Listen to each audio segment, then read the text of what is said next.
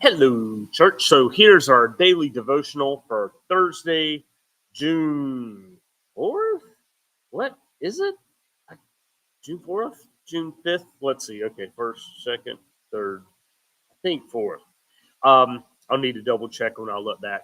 So today we're going to be stepping into Psalm 77, having completed Psalm 76. We're going to be doing this one in two parts, and we'll talk a little bit about that breaking and that shift and what's going on. Starting to feel better, still run out of energy very quickly. So if I fall asleep during the video, we'll be okay. Just feel free to pause, do your thing, go on from there. So Psalm 77 from the New Revised Standard Version, to the leader according to Jeduthun of Asaph, a psalm. I cry aloud to God that he may hear me. In the day of my trouble, I seek the Lord. In the night, my hand is stretched out without wearing. My soul refuses to be comforted. I think of God and I moan. I meditate and my spirit faints. Selah. You keep my eyelids from closing. I am so troubled that I cannot speak. I consider the days of old and remember the years of long ago. I commune with my heart in the night. I meditate and search my spirit. Will the Lord spurn forever and never again be favorable? Has his steadfast love ceased forever and his promises at an end for all time? Has God forgotten to be gracious? Has he in anger shut up his compassion?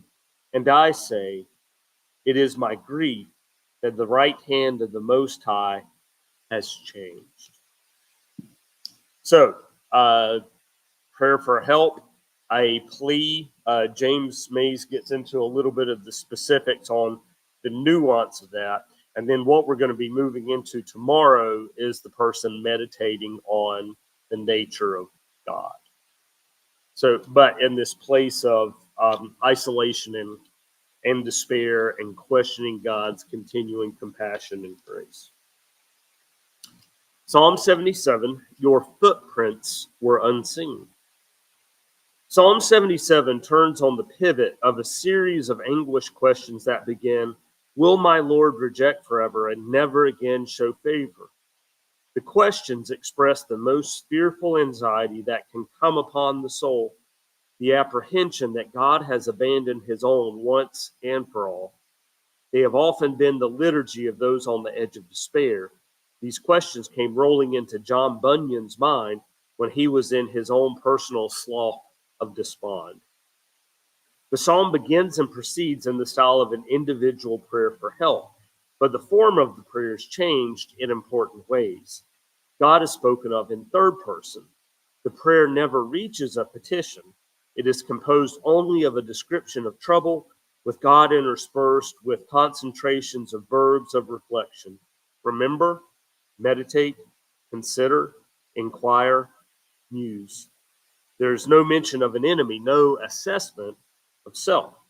Instead, the psalm is composed as a report of prayer, that unsatisfied turned into reflection on God.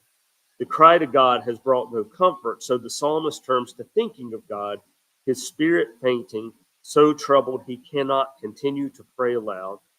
There is no purchase for hope in the present, so the psalmist turns to the ancient past and searches there for an answer to a series of questions that are in truth only one. Is the Lord's rejection final? We'll pause there.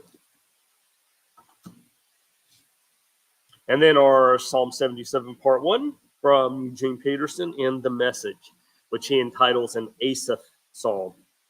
I yell out to my God. I yell with all my might. I yell at the top of my lungs. He listens. I found myself in trouble and went looking for my Lord. My life was an open wound that wouldn't heal. When friends said everything will turn out all right, I didn't believe a word they said. I remember God and shake my head. I bow my head, then wring my hands. I am awake all night, not a wink of sleep. I can't even say what's bothering me. I go over the days one by one. I ponder the years gone by. I strum my lute all through the night, wondering how to get my life together. Will the Lord walk off and leave us for good? Will he never smile again? Is his love worn threadbare? Has his salvation promise burned out? Has God forgotten his banners? Has he angrily stalked off and left us? Just my luck, I said. The high God goes out of business just the moment I need him. So there's this thing in spirituality, and particularly connected with contemplative prayer, which Saint John of the Cross writes about, and Teresa of Avila, and Avila, and a couple other folks. So, and it's entitled or called the Dark Night of the Soul. And we hit those places in our faith journey when we're not necessarily aware of the presence of God.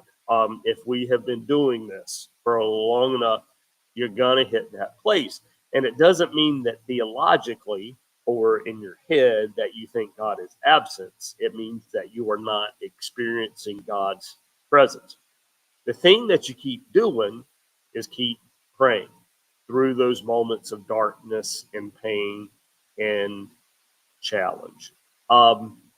There's a quote by Winston Churchill. I think it's Winston Churchill, and apologize for a little bit of profanity on the daily devotional, but I believe the phrase is, if you are going through hell, keep going, and finding our way to that other side. So from despair, tomorrow we will be turning to reflection and contemplation of God, and once again seeking God's praise. All right. Good to see everybody. Have a good day, and we'll catch you tomorrow. Bye.